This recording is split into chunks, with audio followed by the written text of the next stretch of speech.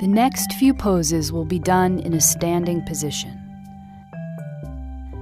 Please move slowly and at your own pace. Keep the sturdy chair nearby for balance if needed.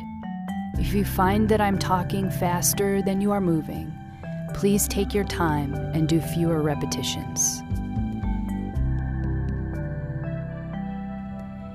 Take a nice deep inhale and exhale.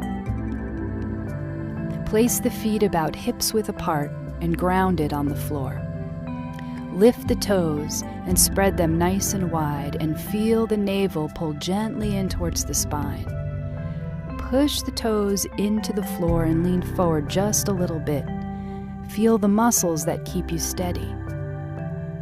Lean back just a little bit and feel the toes come up. Feel the muscles that keep you steady in this position. Now push all four corners of the feet into the floor. Notice the steadiness of mountain pose. Notice how the steadiness of mountain pose feels. On the next inhale, roll the shoulders towards the ears, back and down so the shoulders are slightly open. Let the palms rest open to the side. Inhale and let the arms rise with the palms facing up. Exhale, bend at the elbows and allow the hands to come down the center line. Sink into the knees just a little. Repeat this again. Inhale, lift the arms with the palms facing up. Allow the hands and face to be relaxed. Continue with this movement at your own pace. Breathe as you move and try to coordinate the breath with the movement.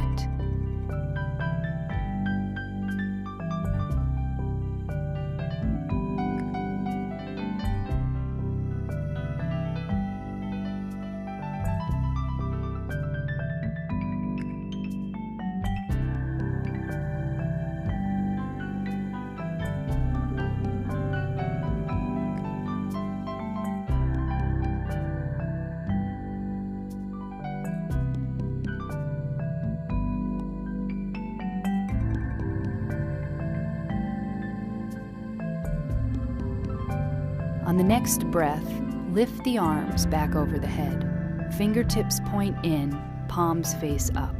Imagine that you have candles in the palms of your hands and you do not want to spill them. Turn the fingertips so they face behind you. The palms remain up. Turn the fingertips to the side and then to the front like an offering, then out to the side walls. Breathe as you move, up to the top with the fingers facing in again, towards one another, and then forwards like an offering, then out to the side walls. Breathe as you move, up to the top with the fingers facing in again. Let's do this rotation one more time.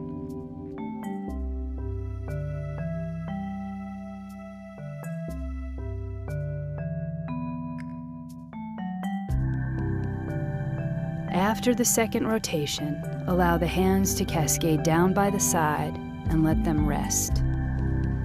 Pause for one slow inhale and exhale. One more breath. Inhale, exhale. This next exercise is excellent for strengthening the spine and gently stretching the muscles of the back, front, and sides.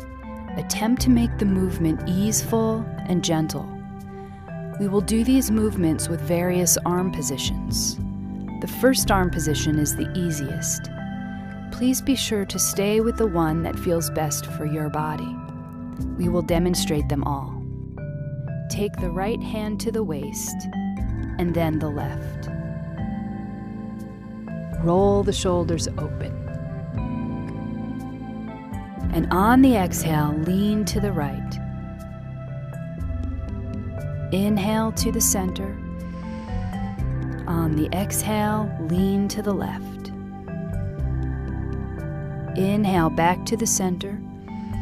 Roll the shoulders up, back, and down. And on the next inhale, gently pull the navel towards the spine. Pull the shoulder blades softly together.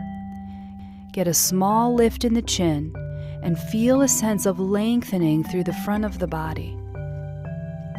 On the next exhale, begin to fold gently forward. It does not have to be all the way. Bend the knees slightly. Inhale and rise back to a standing position. Open the left arm to the side. Keep the elbow bent. Leave the right hand on the waist. Inhale. Exhale, lean slightly to the right, and then return back to the center.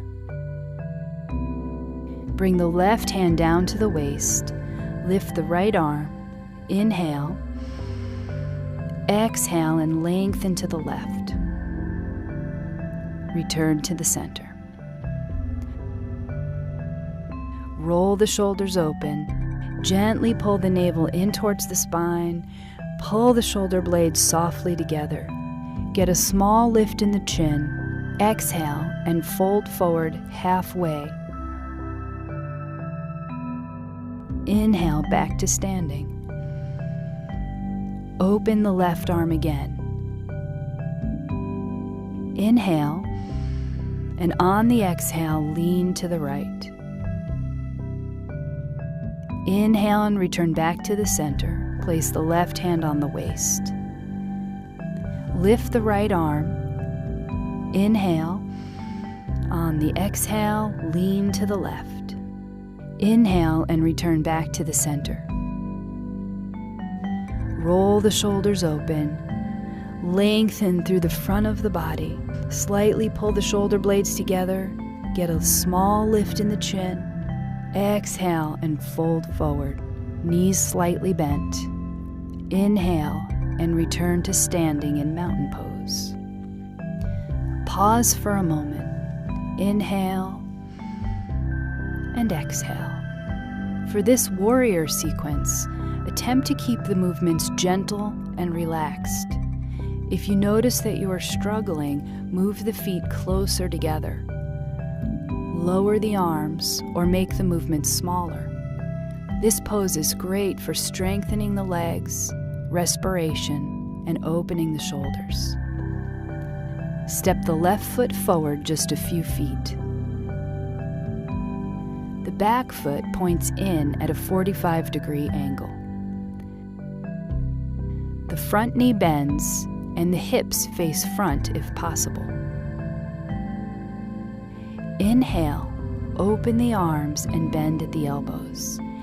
On the exhale, bring the hands and elbows towards each other. Inhale, open the arms and push the heart softly forwards. Relax the shoulders. Exhale, bring the arms together. Inhale, open the arms to where you feel comfortable. Exhale, relax the arms inwards. Inhale, open and expand. Exhale, contract. Inhale, exhale. Bring the hands back down by the side. Return to mountain pose. One breath here. Inhale, exhale. Step the right foot forward. Take a moment, there's no rush. Ground the back foot into the floor. Bend the front knee.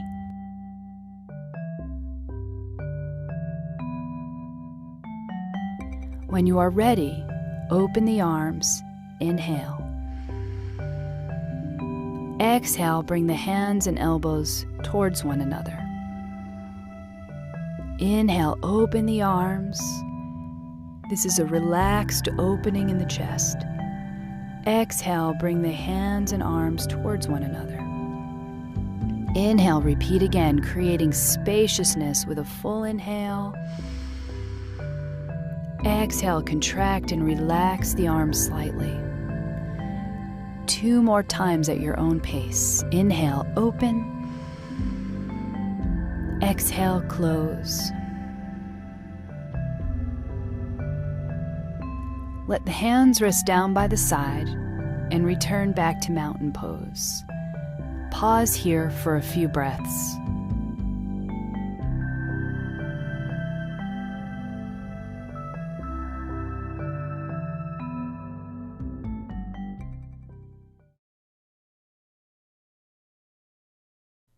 Welcome back to the 12th online episode of Peacetime, hosted on alternating Sunday mornings by Peace Point and on alternating Thursday evenings by DIMC Information, with myself, Prime Nicholas Thanissaro, live streaming from Dhammakaya International Meditation Center in Azusa, California. The schedule for this session was pushed back to today because of a 2-week online retreat for the Thai community, which took up all the temple's broadcasting bandwidth from August the 20th onwards. Since the retreat finished yesterday, today we are back to normal, with a session that will be about an hour and a quarter long, and which will consist of a 25-minute talk and 20 minutes of meditation, finishing up with 20 minutes of conclusion and news updates. Last time you saw me, we looked at rationing unconditional love and reluctant leadership. And the topic for the Dhamma talk today will be mindfulness and the functioning of the meditational mind. Again, this session, I would encourage you to send any questions you have by posting them on the Peace Point Meditation YouTube page or Peace Point Meditation Facebook page, or by sending them to me via Jintana Wachalapong, so that I can have a shot at answering them next time round. Up to this point, my sessions have dealt mostly with the relationship between everyday life and our quality of mind. However, today we will start to look at the slightly deeper and more esoteric subject of the weaknesses in the mind and how, through an understanding of these, it's possible to overcome mental weaknesses at their roots. This session, therefore, we are starting to look directly at the functioning of the mind, especially by dealing with our emotions. The model of the mind portrayed in this session and those that follow is not meant to denigrate Western psychology, but is supposed to be a pragmatic alternative user's guide to help meditators work with their own mind. The subject matter may differ in several respects from academic psychology, because the information I'm talking about has not been selected for its ability to be proven empirically, but for its emancipatory value for those wishing to make progress in their meditation. My sessions will deal with the nature of the mind as experienced in a practical way through meditation, not the mind alone, but also the nature of the defilements in the mind, which are equivalent to the physical illnesses of the body. We start this session with an examination of the mind and its working, and mindfulness as a quality that helps boost the mind's effectiveness. The mind we're talking about is like our sense of awareness or the focus of our attention rather than the brain. The meditational version of the mind is like the ghost in the machine, where the brain is the machine's hardware and the mind is the software. The location of the mind, identified through meditation, is the center of the body, just above the level of the navel. The mind is not a physical organ which can be studied through anatomy, but an ethereal one, more like a form of energy, which can be observed by the owner only when they have refined their powers of observation sufficiently. If the mind were disembodied and floated around on its own, it would look like a will-o'-the-wisp, sometimes seen at night around swamps and marshes, like the one shown in the picture.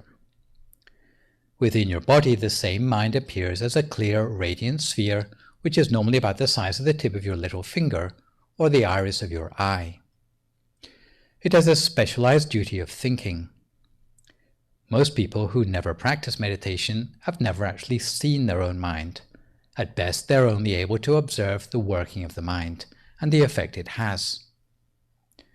Even when the mind creates trouble for us, it cannot be destroyed or neutralized, and since the mind is a form of energy, it can only be transformed. Since we cannot get rid of the mind, our only option when it makes trouble is to upgrade it. Upgrading the mind means improving on its functional characteristics, and to this end we can identify 5 of these: stability, self-radiance, ability to collect things, ability to be affected by content, and expandability. We will look at each in turn in terms of the untrained mind and the mind that has been trained through meditation. The first characteristic of the mind is stability or instability in the face of the ups and downs of life. If the mind has not been trained in meditation, it will tend to be unstable. You will find yourself changing your mind about any decision you've made. The mind has a tendency to wander, thus it's hard to keep the mind on a single thing. As a result, if we ever try to meditate for the first time, we'll find it's hard to pacify our mind. The untrained mind tends to think in an unsystematic way, thinking of this or that the whole of the time, right from the time you get up in the morning to the time you go to sleep at night. The untrained mind is like a boat cast adrift in the ocean without a rudder. Without direction, it will almost always fall under the sway of bias and unwholesomeness. By contrast, the mind that has been well trained in meditation will be stable, unwavering, and hard to distract. Such stability is usually indicated by its initial stages in the so-called neighborhood concentration, which in the technical language of meditation is known as upajjhara samadhi. If what you see is not yet stable, it will not yet be the first absorption, just an object of meditation in the mind. Instead of the mind thinking all the time, it will be spacious and light, free of worries, fears, or obsessions. There will be no feeling of awkwardness or discomfort. Many people who have just finished their exams say it's a huge weight off their mind. For the trained mind, it's like having a weight off your mind the whole of the time, because you will feel implicitly happy and peaceful. The mind, perfectly adjusted in this way, will feel saturated and refreshed by happiness, to the extent that no negative emotion can interfere. The second characteristic of the mind is its degree of self-radiance. The mind can generate its own brightness in just the same way that the sun, a star, or a candle generates its own brightness. If the mind has not been trained in meditation, it will lack radiance. For most people in the world, their mind is so dark and clouded that they cannot see things according to reality. It's like wearing tinted glasses. If you wear dark glasses, everything you see will be dark. If you wear rose-tinted glasses, everything you see will be pink. If you wear green-tinted glasses, everything you see will be green. Thai farmers apparently used a trick on horses to trick them into eating dried-up hay by making it seem as appetizing as fresh grass. What they did was to make special green-tinted glasses for the horses to con them into believing the hay was fresh grass. In the same way that horses wearing colored spectacles cannot see according to reality, those whose mind is clouded cannot understand the world the way it really is. The reason for lack of radiance in the mind is the three groups of defilements in the mind that we have heard about in previous sessions. By contrast, the mind that has been well trained in meditation will be radiant and pure, unclouded and with its own source of inner radiance, like the sun. The third characteristic of the mind is being able to collect and amass things. If you do good things, then you will collect positive things in the mind. If you do bad things, then you will collect negative things in the mind. The mind collects things so well that these things are erased not even by the process of death and the breakup of the physical body. If the mind has not been trained in meditation, it will pick up on emotions indiscriminately, even negative attitudes and moods such as fear and depression. The worst thing about the untrained mind is that it collects things we don't want. Imagine a depressed person who picks up only on things from their surroundings that confirm or worsen their depression. By contrast, the mind that has been well trained in meditation will select to pick up only positive things while sidestepping negative stimuli. The fourth characteristic of the mind is being able to be affected by the content it has collected up for itself. The reason why we have to take special care of the mind is that it is so easily influenced. The reason it is so easily affected is because it is like a dynamic energy, where there is very little fixed. If the mind has not been trained in meditation, it will be adversely affected by its content. The result of bad things collected will be to make the mind darker and more clouded, in the same way that clear water becomes clouded if you spill ink into it. In the same way, the usually radiant mind will be darkened while it gets filled with negative attitudes. The mind will lose its sense of joy and become prone to irritability. It will be unyielding and clumsy to work with. Such a mind will be reduced to erroneous and unrefined thinking. Furthermore, the untrained mind is so used to negative moods that as soon as you start to take the mind away from these, it will resist.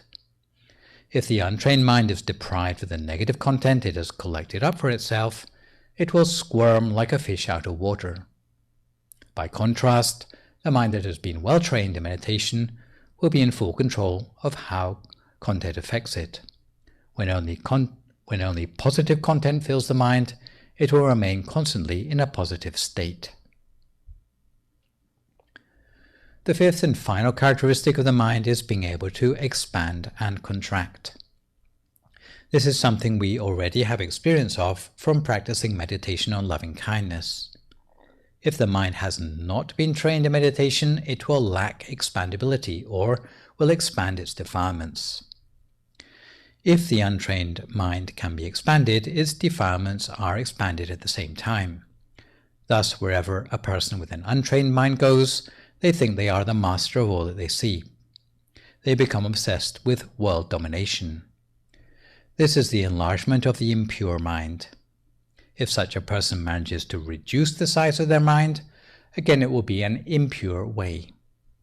They will end up being like a miser whose mind is so selfish they cannot ever share anything with anyone else. For such a person, even to ask for a free meal is a waste of time. They will not even share a glass of water with you. They will not even let you stand in the shade of their house out of fear that you'll steal something from inside. By contrast, the mind that has been well trained in meditation will be expandable.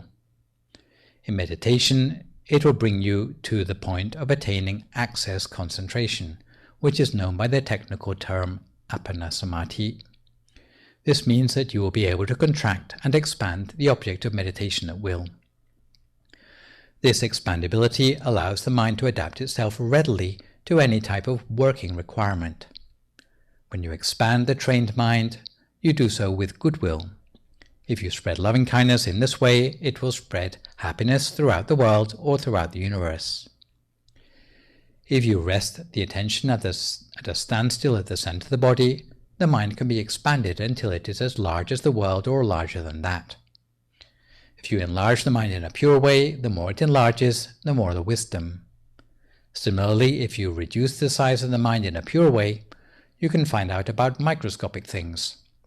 You can even analyze the tip of a needle at will. Now that we know about the characteristics of the mind, let us look at the way it functions in relation to its structure. The human being consists of 5 psychophysical constituents or aggregates. Of course, we consist of both body and mind. The first psychophysical constituent is that of the physical body, which is made up of physical elements. The remaining 4 psychophysical constituents comprise the mind.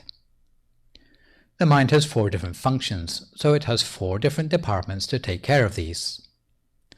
The process of mind is a sequential process that involves 4 basic stages handled by 4 specialized compartments of the mind. Firstly, sensory reception, which you might call data monitoring. Then, sensory registration, otherwise known as data filtering. Then, central processing, which you might call evaluation. And finally, cognition, which carries through into implementation. So let's look at each of these in turn. The first level of processing is sensory reception. All of us have 6 senses rather than the conventional 5, by which we can gather perceptual data. They are like 6 entrances or doorways to the mind. our sight, hearing, smell, taste, touch, and the mind directly. When there is sensory information coming to the mind, if the eyes pick up the information and send it to the mind, it is called an image. If the ears pick up information and pass it to the mind, it's called sound. If the nose picks up information and passes it to the mind, we call it smell. Taste comes via the tongue, feeling via our skin, and mental objects via the mind. The second level of processing is sensory registration or sensory filtering. Much more information comes to our senses than we can ever use, and it's the duty of the sensory filters to sort out the meaningful signals from the noise. At this level, there is some limited form of recognition of the nature of the stimulus, usually a separation into pleasant, unpleasant, neither pleasant nor unpleasant stimuli, without any recognition beyond this. The third part of the process is called central processing. It is a sort of thinking done on the basis of sensory input, which processes the data into something meaningful. It considers the registered sensory data to give it value, that is, to consider whether it's good or bad, appropriate or inappropriate. The fourth level of processing is cognition. Once the data has been subject to consideration, the mind is able to decide what it should make of the information. This is the point at which the data will give rise to knowledge. Even though our thoughts are invisible to others around us, nonetheless they are accompanied by a lot of mental activity. Thoughts will be accompanied by the corresponding images, as if the mind were a TV screen. If you think of killing someone, then pictures of you killing that person will arise in the mind. If you think of helping someone, then images of you helping that person will arise in the mind. If you think of building a house, then the pictures of the completed house must arise in the mind first. Of course, the processes I have described do not always work perfectly, because of the influence of defilements in the mind. Let's start by looking at the faults in the process of the mind attributable to our senses. In their untrained form, the sense doors of the mind have been compared unflatteringly to lowly animals. The eyes have been compared to a snake because they have a tendency always to look at secret things. The ears have been compared to a crocodile because just as a crocodile loves cool water, the ears are always tempted to hear flattery or flowery speech from others. The nose has been compared to a caged bird because it jumps about, never resting from its obsession to find the source of any pleasant aroma it detects. The tongue has been compared to a mad dog frothing at the mouth, because if it ever has a free moment, it fills its time by gossiping about the neighbors. In this connection, even Matthew 15 from the Bible warns that what comes out of the mouth is more important than what goes in. Meanwhile, the body has been compared to a lazy fox, which is always looking for a comfortable place to rest or take the weight off its feet. The mind has been compared to a monkey, which never stays still, but must find something to think about the whole of the time. Even if you try to train your mind to think of a crystal ball or a shining sun the whole of the time, it will just build castles in the air and daydream about everything under the sun. The sense doors of the mind are not praised because, for the most part, they are just like slaves to the defilements in our mind. Meditators are encouraged to restrain the senses by non-attachment to the source of the sensations, in whole or in part. When we receive images via our eyes, sounds via our ears, smells via our noses, tastes via our taste buds, sensations via our skin or inner experience via our mind, we must not become attached to the source of those sensations in a positive or a negative way. If we see a fashion model, we must not react with the thought, how beautiful they are. If you see someone who is ugly, you must not react with the thought, how repulsive that person is. If you are caught unawares thinking such a thought, the thought will stir up defilements latent in the mind.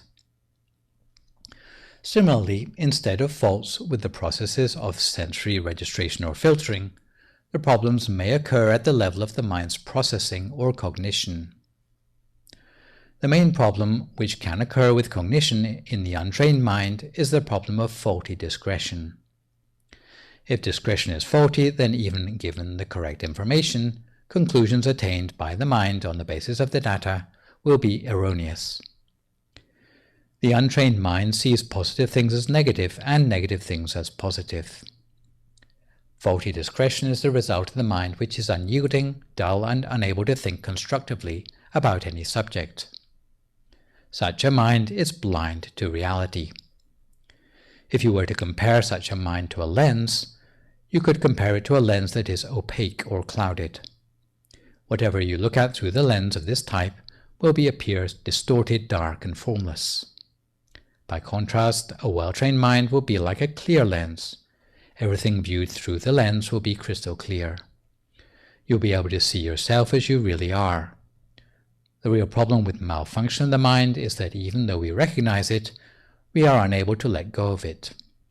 It is a problem that has been compared to a child holding a burning stick, who is in so much pain that they cannot bring themselves to let go of it. So, what possibilities are left to the mind to overcome all the inbuilt faults at the various levels of processing?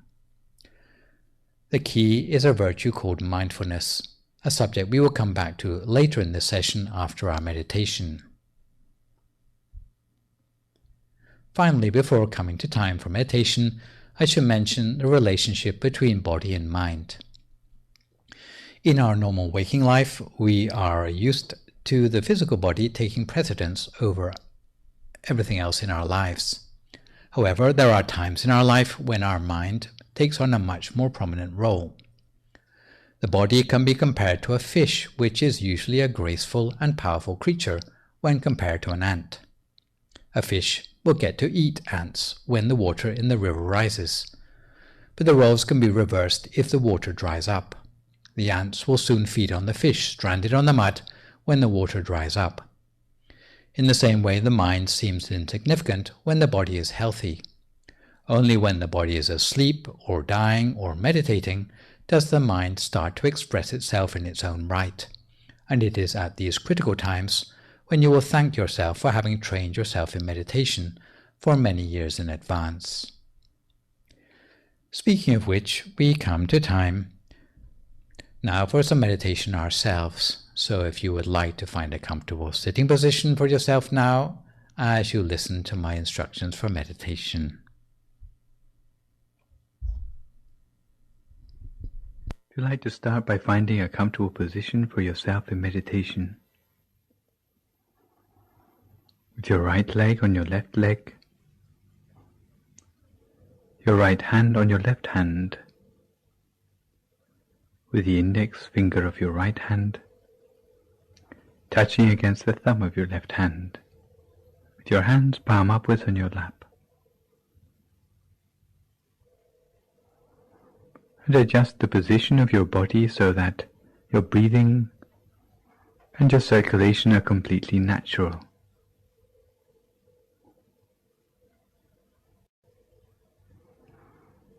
And start by relaxing every muscle of your body. Relax every muscle of your body, starting with the muscles of your forehead. Relax your eyebrows, your eyelids. Close your eyes only very gently, in much the same way you would close your eyes to go to sleep. Relax the muscles of your face, your neck, both of your shoulders, both arms down to the tips of your fingers. Relax your chest, trunk and abdomen, both of your legs, down to the tips of your toes.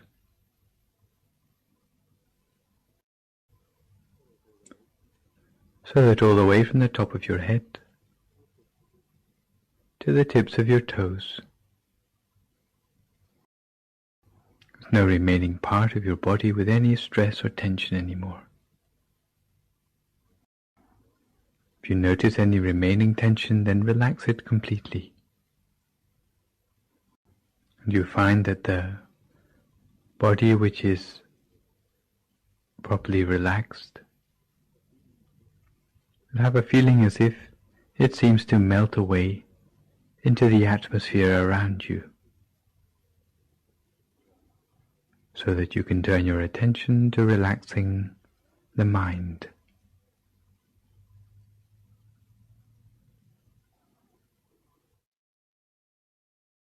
The most efficient way to relax the mind is to forget about all concerns with your everyday life. Don't let your mind wander to thoughts of the past or thoughts of the future, but keep your mind firmly in the present moment. Keep in mind the task in hand of relaxing the mind, of training and cultivating the mind in meditation, for which you have set aside these precious few moments. And fill your mind with thoughts of happiness and joy. Make your mind spacious, radiant, light and refreshed. Spacious like the ocean, radiant like the morning sun, light as a feather, and refreshed like a flower bud in the early morning dew. Fill your mind with happiness and joy, as if those tiny particles of happiness and joy completely filled your mind, leaving no space within your mind for any other sort of thought. And when your mind feels completely relaxed, harmonized, unified, and your body is completely relaxed too, very gently, using no effort at all, allow your attention to settle and to center itself to a point in the middle of your stomach. Allow your attention, allow your mind to settle itself to a point in the center of your stomach.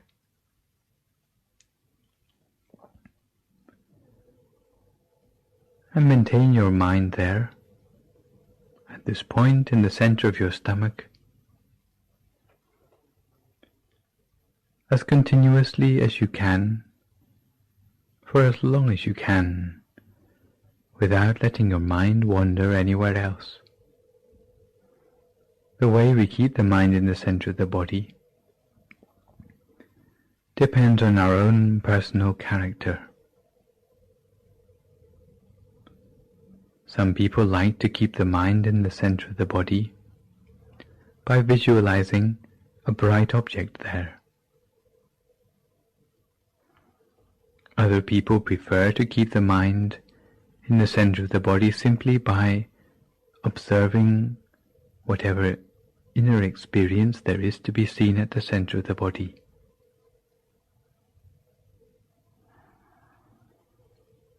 If you find that for you the first method is more appropriate, then imagine a bright object, such as a shining sun, a full moon, a shining star, or even a crystal ball, as if that bright object, the object of your choice, any one of the four, is floating in the center of your stomach.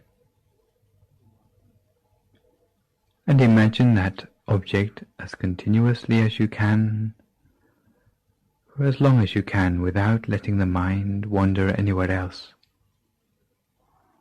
Imagine with a soft and gentle attention.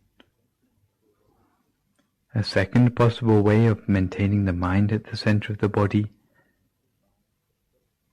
is simply by observing without imagining anything, observing whatever there is to be seen at the center of the body. If there's darkness to be observed, then observe the darkness. If there are shadows to be observed, then observe the shadows. If there are images to be observed, then observe the images. And if there is brightness to be observed, then observe the brightness.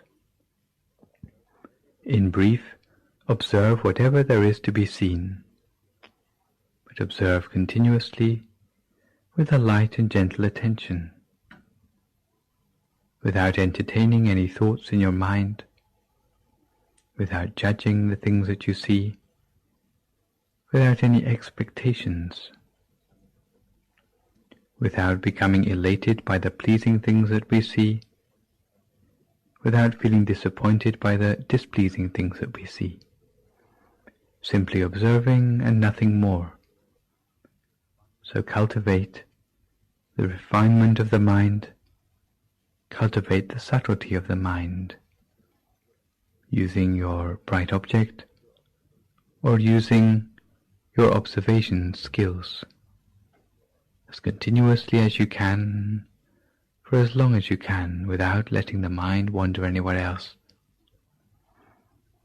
And eventually the mind will come gently to a standstill at the center of the body, allowing the mind to go deeper inside, deeper into purity, deeper into brightness, and deeper into the hidden wisdom within the mind. Now, each their own meditation practice in silence for a few more moments until we come to the appropriate time.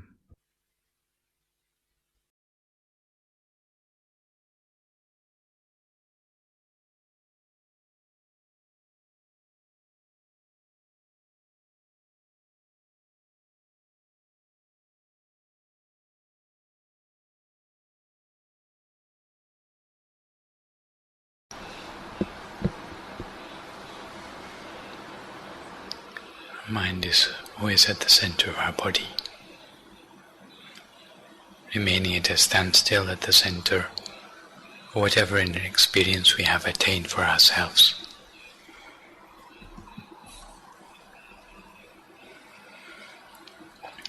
For some people it will be like a clear, bright sphere of brightness at the center of the body.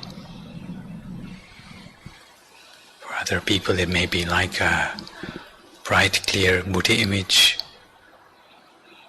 at the center of the body. For others still it may be like a feeling of warmth or well-being at the center of the body. Whatever sort of inner experience we have attained for ourselves, we place our attention very gently at the center of that experience, the very center of the inner experience within ourselves, touching gently the same lightness of a feather floating down to touch upon the surface of some water, so lightly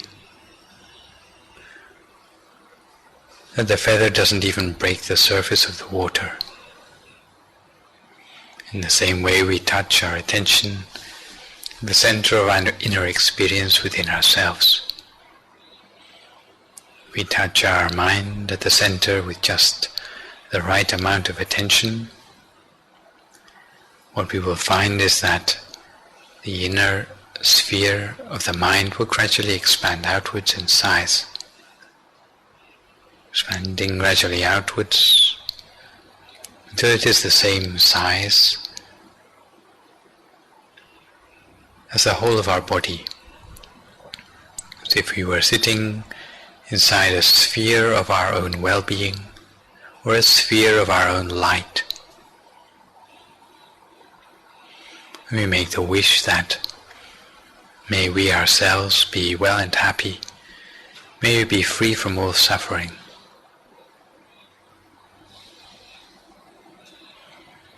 And touching our mind again at the center of the body, the sphere of well-being or the sphere of light spreads outwards beyond our own body, spreading outwards in all directions, just like the moonlight shines outwards from the full moon in the night sky, or just as a block of ice sends the coolness outwards in all directions around itself into the atmosphere around it.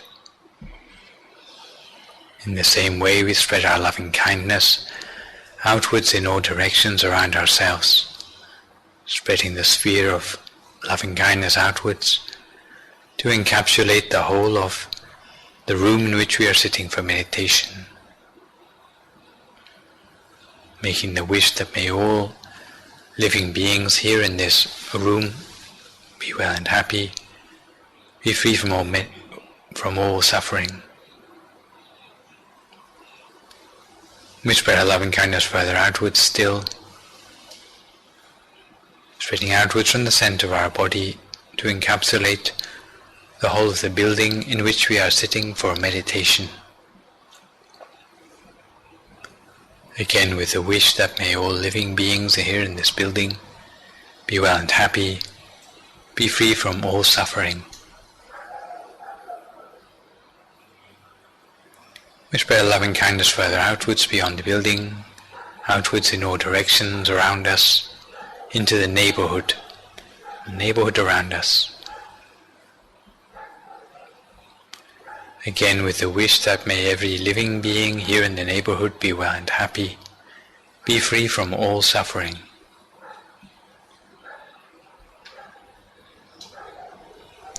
We spread loving kindness further outwards to the whole of this city.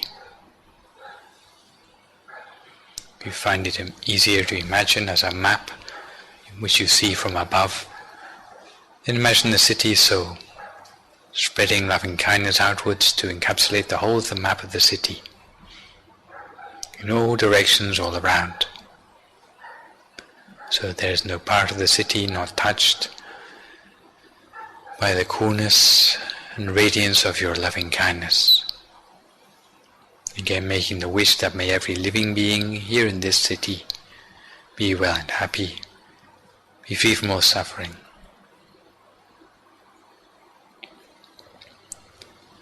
We spread loving kindness outwards, further beyond the city limits, to the whole of the country. Spreading our loving kindness outwards to the very borders of the country, in all directions all around.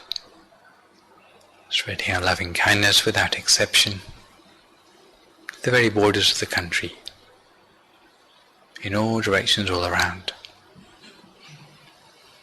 Again with the wish that may every living being here in this country be well and happy, be free from all suffering.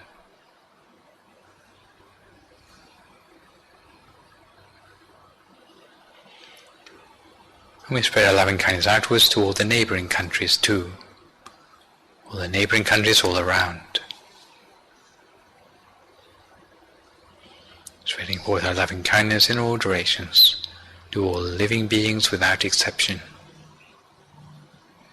Again with a wish that may every one of these living beings be well and happy, be free from all suffering.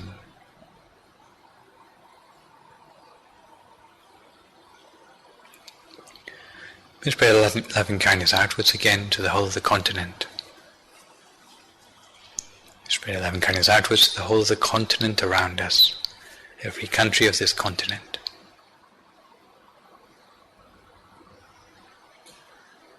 So that our loving kindness spreads its coolness and radiance to every country on this continent. Again with a wish that may every living being on this continent Be well and happy. Be free from all suffering.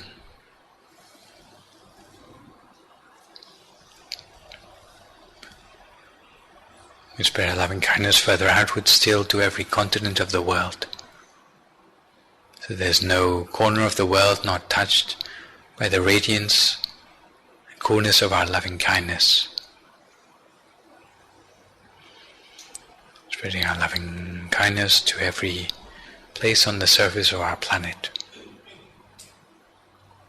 Again, with a wish that may every living being without exception, whether on the land, in the air, or in the sea, be well and happy, be free from suffering, live together in peace and harmony so that true peace may prevail on our world.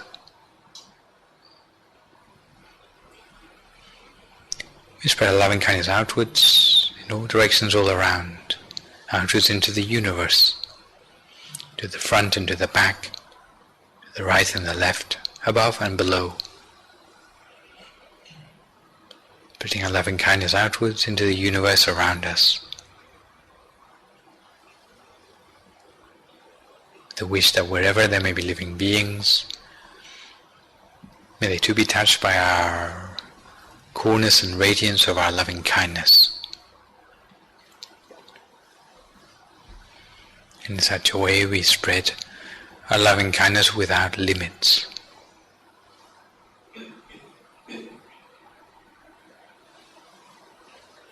Without limits and without exceptions, outwards into the universe, the galaxies and the cosmos around us.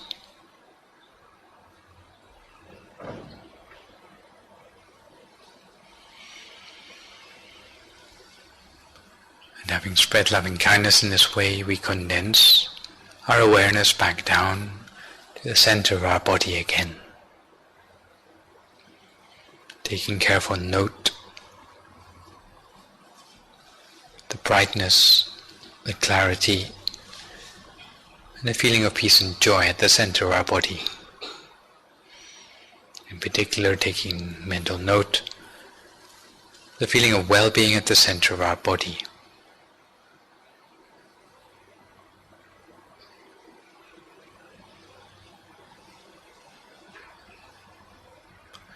Remembering this feeling as well as we can, because this feeling of well-being is very important for us. It represents the state of progress in meditation that we have made up till now. If we can remember this feeling as well as we can, then next time we come to meditate again, we can start again from this feeling.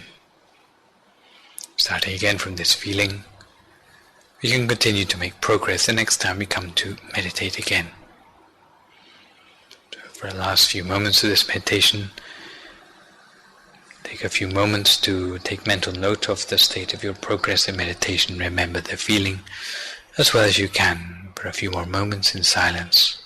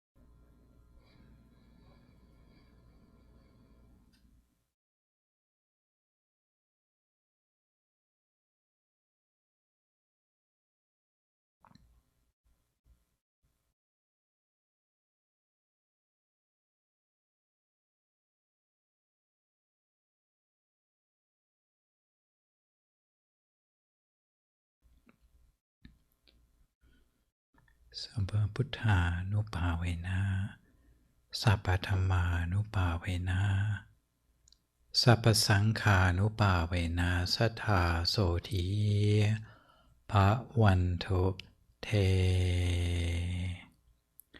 So if you'd like to come to the end of your meditation for today, you can gradually open your eyes again. If you feel at all uncomfortable, then slowly try changing to a more comfortable position and gradually finish your practice.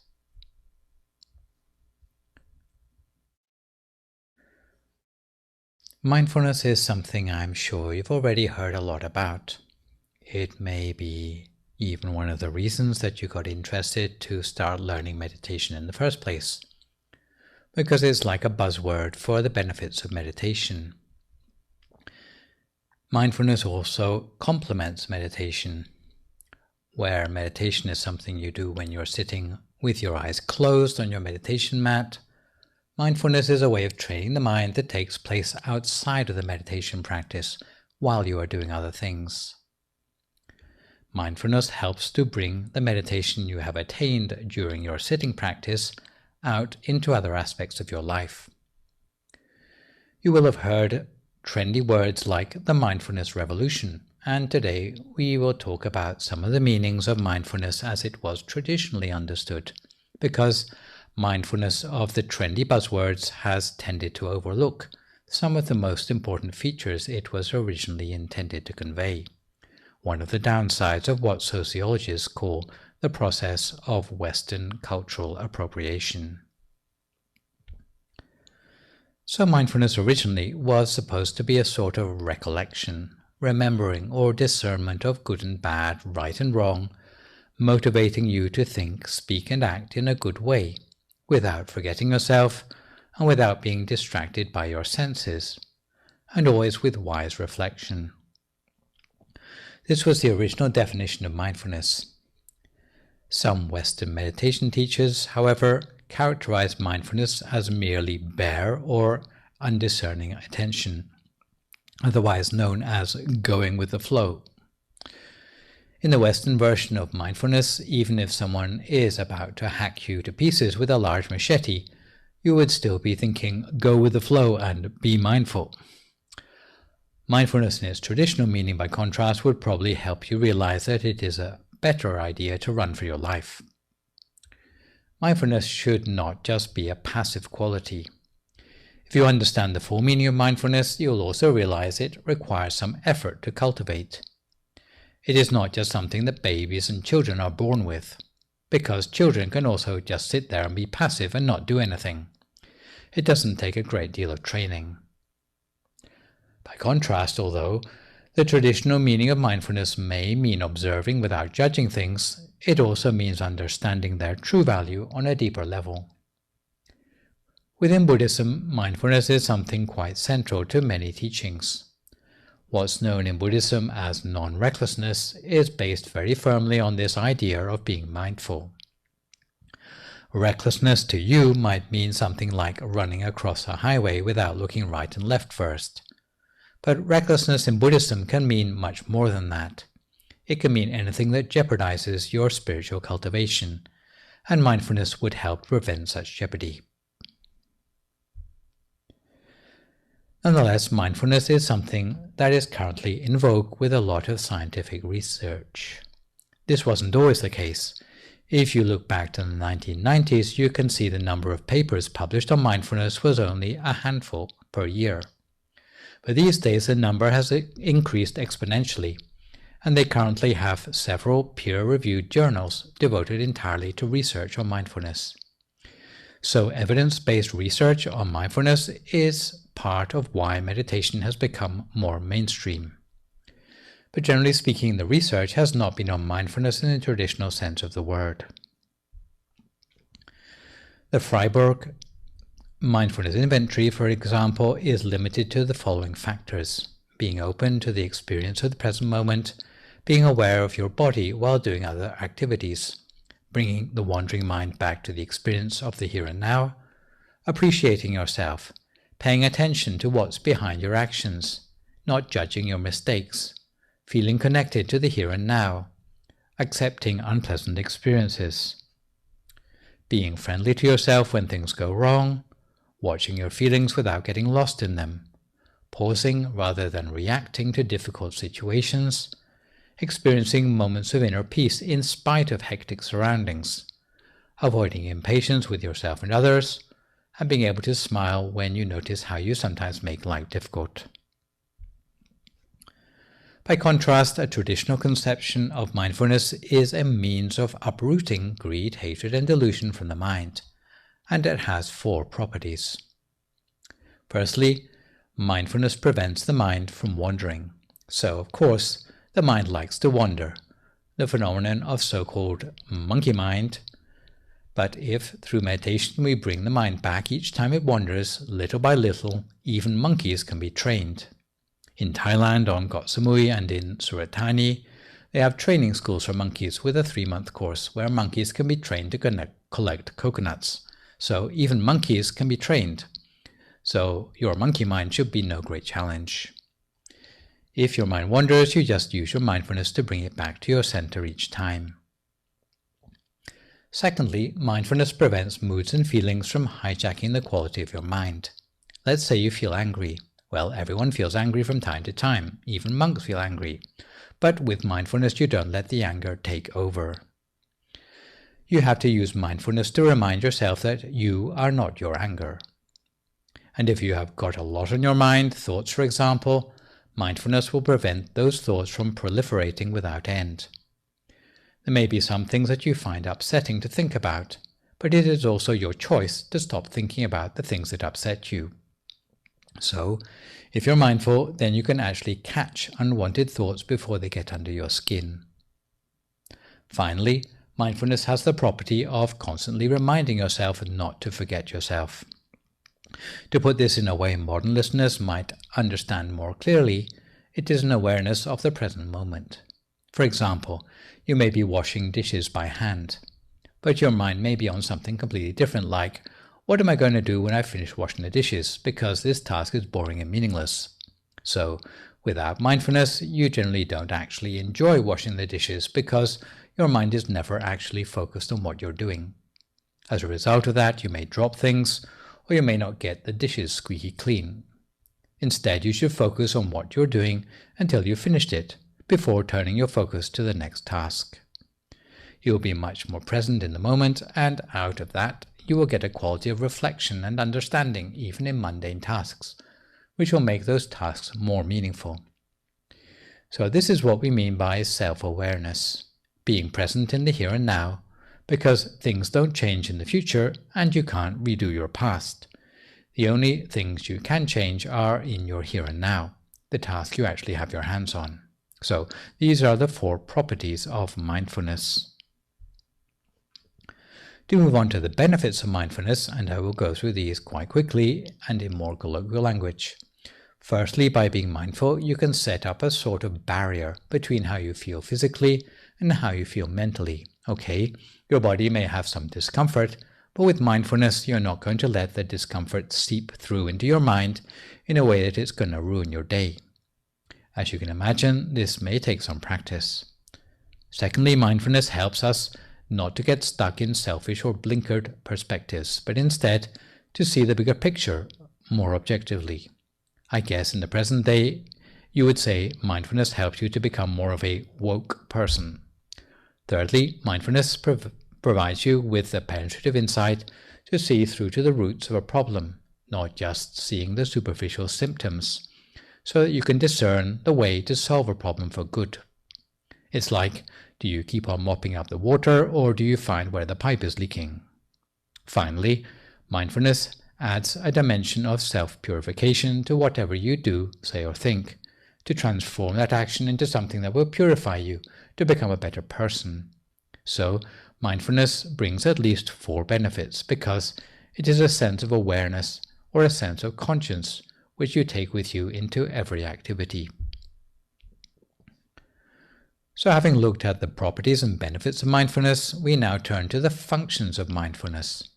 Mindfulness allows you to be suspicious of things deserving suspicion, and to be careful to protect yourself from dangers, even though those dangers may seem superficially small or insignificant. If you see a campfire left smoldering in a national park, a mindful person would make sure it's extinguished, because even a small and seemingly insignificant spark can cause a whole raging wildfire that can burn for weeks, razing whole neighborhoods to ashes. In every task, there is a line beyond which risks start to occur, And if you are mindful, even though it may be quite a mundane task, you will be able to see where that line needs to be drawn.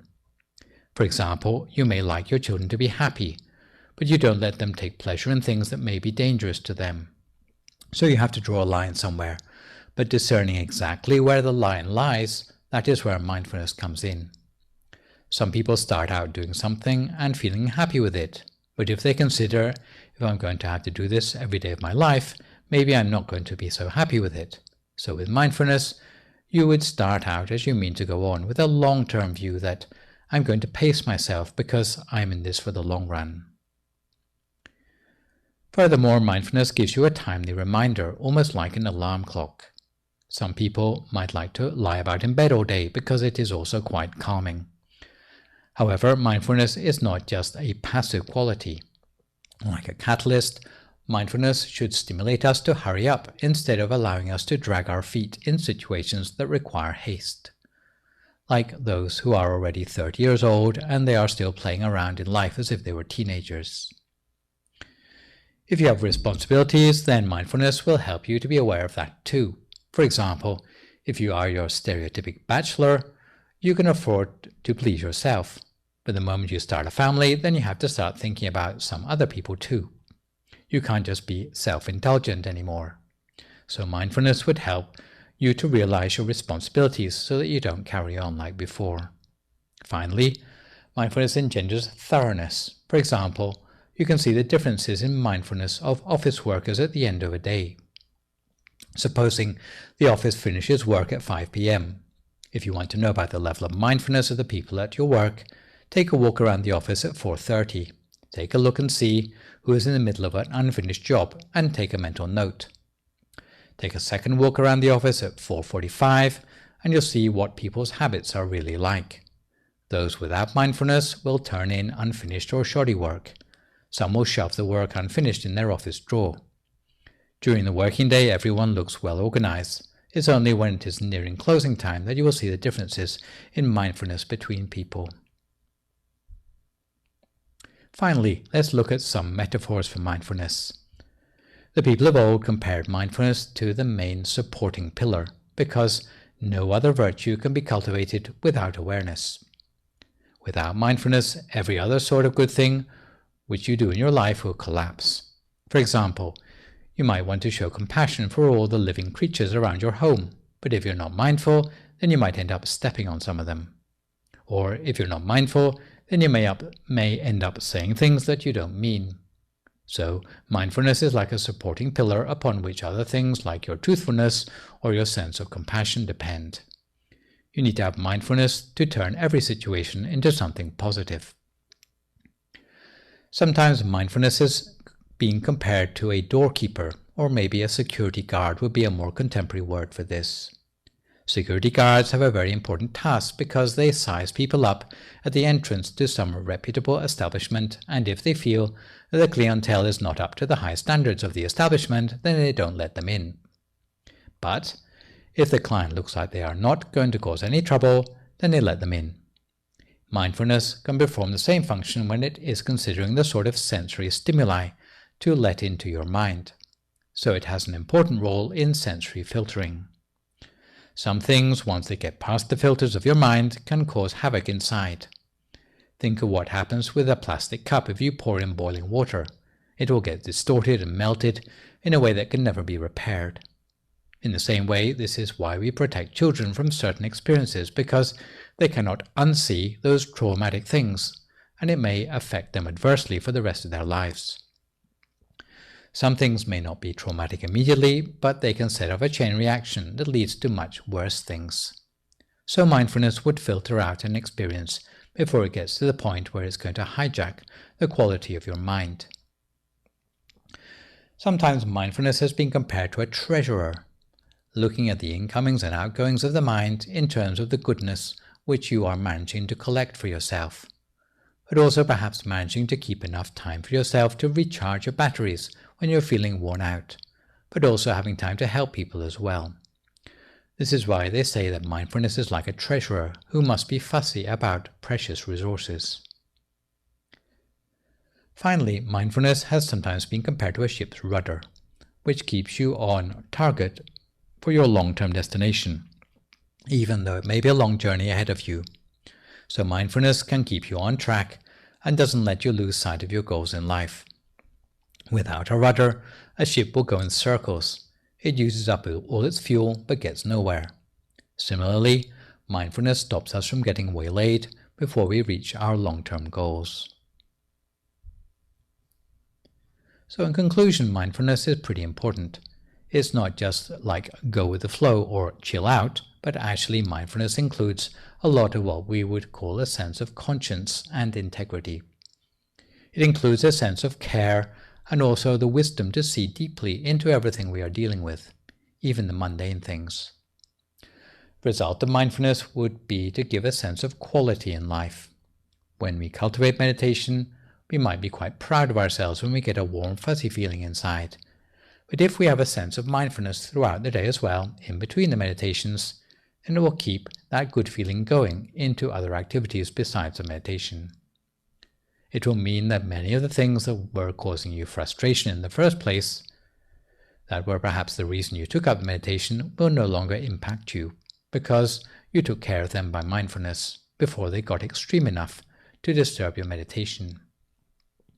So mindfulness is something that ideally goes hand in hand with meditation in all aspects of your life. Let me finish up with a couple of news updates, one about the upcoming Katina ceremony at the temple and the other my usual PSA about the availability of meditation teaching in English. This year, the abbot at DIMC has set the price for Katina funds at the especially low amount of $100 to make it accessible to all, irrespective of their income or lack of it in these unpredictable times. Of course, if $100 is not enough for you, you can donate several funds at once, or maybe dedicate donations in the names of friends or relatives. The Katina funds this year will be put towards the building of the 72nd anniversary meditation building, which I understand is close to obtaining planning permission even as we speak. The leader of this year's Katina at DIMC Azusa is Kun Amara Banjongsiri, and she has recently recorded a video where she encouraged all our viewers to share with her in offering the Katina merits in order to set an example to Buddhists and philanthropists the world over in these times of COVID pandemic, because as a community we have never let obstacles get in the way of our cultivation of good deeds and perfections. It is said that any good deeds we manage to cultivate in the face of great adversity are always going to make a stronger karmic impression in our mind than good deeds cultivated under normal circumstances. The COVID pandemic hopefully doesn't come around too often, so if you can see this crisis as an opportunity to add special meaning to the good deeds we normally do, the Katina ceremony coming up in Azusa on October 18th is a very special opportunity that will magnify and multiply our merits, and is a proving ground to see how resolute we are in our practice of generosity. So try to have a part in the upcoming Katina ceremony, even if it's just to donate a single $100 Katina fund and help to make a wish on the basis of the merit that the pandemic will be overcome soon. I should warn everyone in advance, since the 100-person public gathering rule for the state of California will probably still be in place on October the 18th. It will probably only be selected participants who can attend the ceremony in person on the day, so don't get your hopes up for the usual mass gathering. Apart from Katina, the temple continues to be reliant on its weekly COVID Silver Lining Fund for food, medicine, and utilities to keep the temple community going. Convenient ways to make a donation, whether it is Katina or the COVID Silver Lining Fund donation, are by mailing checks to the temple address or by making a bank transfer. Online transfers can be made by Venmo or Zelle.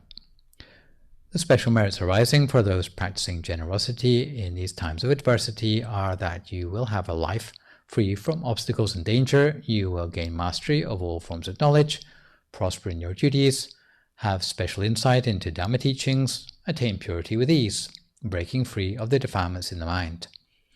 You will gain wealth on worldly, spiritual, and transcendental levels, allowing you to pursue perfections with ease, all the way to the attainment of the utmost Dharma, and the whole temple would like to rejoice in your merit on this occasion. Meditation is particularly valuable in this COVID era to help us cope with the dysphoria of the new normal.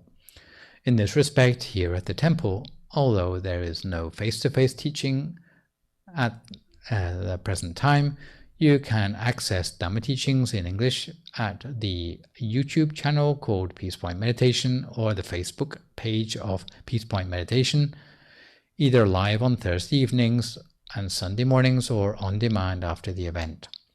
Peace breaks are broadcast every evening between 7 and 8 p.m. from Friday to Wednesday. For the benefit of families listening in, there's also a special show for children in English known as Shining Stars that goes out between 7:30 and 8 p.m. every Monday evening with bedtime stories and meditation short enough to keep the attention of younger listeners. Outside of the live streams and on-demand programming, there is also the MindGem app, which you can download for free, allowing you to listen to meditation and Dhamma talks in English on your cell phone, even when you are offline. So, this session we've looked at the topic of mindfulness and the nature of the meditational mind. For my next session online with you, which will, fingers crossed, be a week on Sunday morning and a week on Thursday evening, we'll be moving on to look at the subject of rust or defilements in the mind. You will notice that this session there were no questions sent in, so for good measure I would like to remind viewers again that even better than posting thank you or great talk or sadhu in the broadcast comments, you can move to the next level and try posting a few questions, and I will do my best to answer these in my next session. In the meantime, try to stay healthy, avoid recklessness or complacency in the face of the virus, maintain a positive mood, speak only positive words, forgive others, extend good wishes to others, and meditate daily. Try to observe the weaknesses in the working of your mind and develop your mindfulness. So this is me, Pratt Nicholas, signing off for this session. So long, folks, and stay safe. Well, the reason I meditate is, for many years I've been searching for peace in my life, and as we go down these roads, learning and looking on the outside of ourselves, it seems like these roads are just dead ends. I notice that the reason I meditate is because it seems like, not that there's all these answers be thrown at you, but when you're calmer and you're more peaceful with the meditation, it just seems like the things become more clear in your daily life and the answers come to you simpler than out searching for them in a textbook or seeing it on TV or talking to people about it that have different views, and you kind of bounce things off because they don't really know either, and you're just back and forth. And the meditation really has just calmed me and just given me more clarity in life.